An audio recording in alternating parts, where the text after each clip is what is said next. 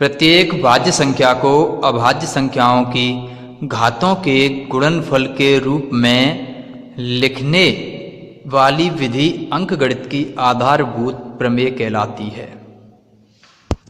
तो पहले प्रश्न में हमें अंकगणित की आधारभूत प्रमेय का प्रयोग करते हुए अभाज्य गुणनखंड की गणना करनी है। तो पहला है 140, इसके फैक्टर करेंगे, ये हो जाएंगे 2 × 2 × 5 × 7। अब यहाँ 2 × 2 दो बार गुणा कर रहे हैं तो हम इसे घात रूप में 2 का वर्ग लिख सकते हैं। ये 5 पर घात 1 और ये 7 पर घात 1। तो इस तरह से हमें पहले प्रश्न के सभी सवाल करने हैं, उनके फैक्टर करने हैं और इस तरह से घात के रूप में उनको लिखना है।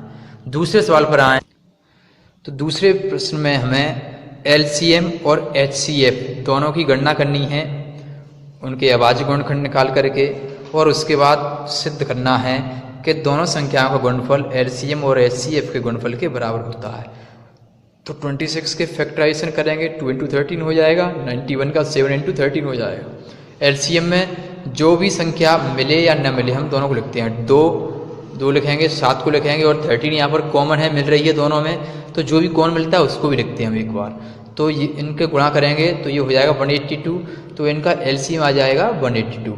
HCF निकालेंगे तो HCF के लिए जो भी हाईएस्ट कॉमन फैक्टर है, जो दोनों में ही कॉमन मिल रहे हैं, ऐसे हम फैक्टर को लिखते हैं। तो इन दोनों में 13 कॉमन है, तो इसका HCF भी हो जाएगा 13। ठीक है। अब दोनों संख्याओं का गुणनफल निकालेंगे तो 26 × 91 दोनों को हल करेंगे तो ये हो जाएगा 2366, 2366। अब LCM और HCF का मल्टीप्लाई करते हैं तो ये हो जाता है 182 × 13 = 2366। ये भी 2366, दोनों ही यहाँ पर बराबर हैं। तो अतः हमारा जो सिद्ध करना था वो हो चुका है। इसी तरह से शेष सवाल भी करने हैं दूसरे सवाल के, अगर ना है तो उन्हें पूछ लें। तीसरे सवाल पर बात करें, अभाज्य गुणनखंड विधि के द्वारा इनके LCM और HCF ज्ञात करने हैं। तो सबसे पहले जो भी संख्या दी गई हैं उनके अभाज्य गुणनखंड ज्ञात करते हैं। अब LCM निकालना है तो जो भी कॉमन मिल रहे हैं गुणनखंड उन्हें भी लिखेंगे और जो नहीं मिल रहे हैं उन्हें भी लिखेंगे। 2 और 2 दो बार गुणा हो रहा है, किसी और में नहीं मिल रहा है तो 2 बार हम लिखेंगे। 3 सब में मिल रहा है कॉमन, तो 3 को एक बार लिख लेंगे। 5 किसी में भी नहीं मिल रहा है, एक बार लिख लो, और 7 को लिखेंगे। इनका सबका गुणा करेंगे तो ये हो जाएगा 420। तो ये हो गया इनका LCM। HCF ज्ञात करेंगे तो HCF के लिए जो कॉमन मिलता है सब में वो HCF होता है। तो सब में 3 कॉमन है तो इसका HCF 3 हो जाएगा। इसी तरह से इसके शेष सवाल भी हल किए जाएंगे। चौथे सवाल में HCF दिया गया है 306 और 657 का 9, और हमें निकालना है LCM। तो इसके लिए प्रयोग करना है हमें दोनों संख्याओं का गुणनफल बराबर HCF गुणा LCM। तो इस सूत्र से LCM बराबर हो जाएगा दोनों संख्याओं का गुणनफल अपॉन HCF। तो इसको हल करते हैं तो ये हो जाएगा 22,338, यही इसका आंसर होगा। पांचवें सवाल में 225 और 60 का HCF दिया गया है 225 × 5 - 10x। ऐसे सवाल जब आएंगे तो इसका एक ही तरीका है कि ये इस 60 के जो संख्या जो भी लिखी है उसका HCF ज्ञात कर लें।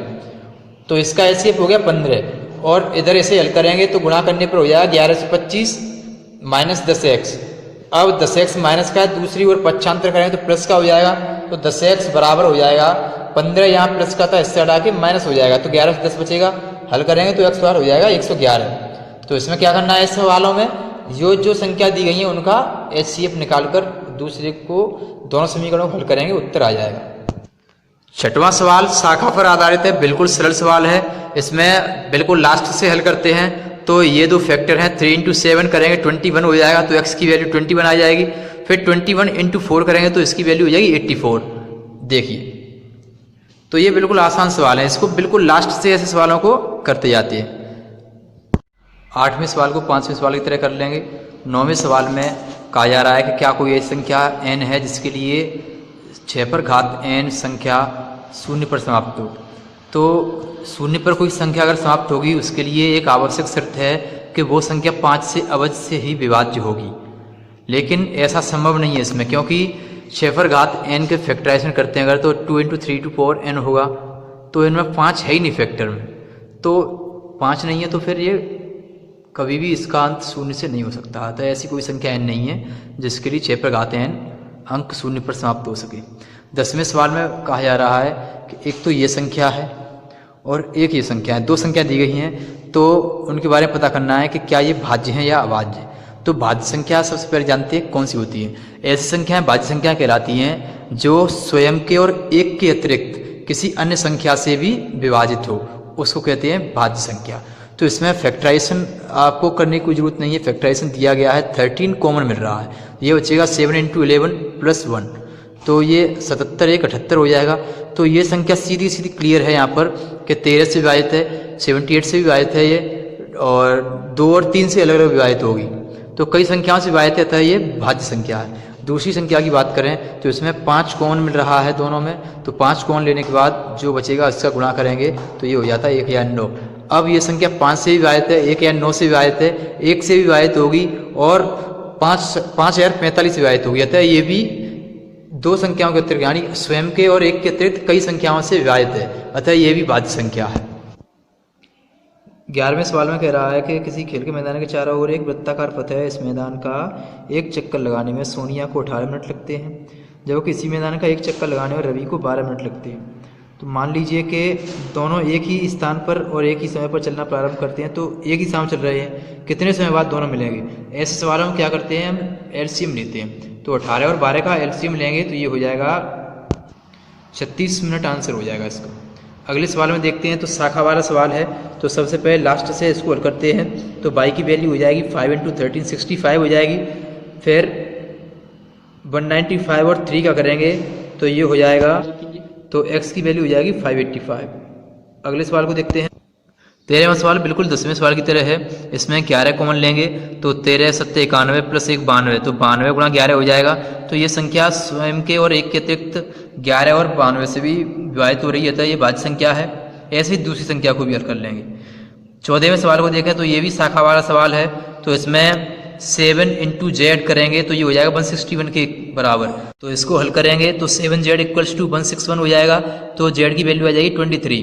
फिर 20, अब y की वैल्यू निकालनी है, तो y की वैल्यू निकालने के लिए 161 × 7 करते हैं, तो y की वैल्यू आ जाएगी 1127, 1127 आ जाएगी। 1127 का 3 से गुणा करते हैं 3381 हो गया, 3381 का गुणा 2 से करेंगे तो ये हो जाएगा 6762, 6762, तो ये इसका उत्तर हो जाएगा। तो इस तरह से ये प्रश्नावली खत्म होती है। अगली प्रश्नावली कल देखें।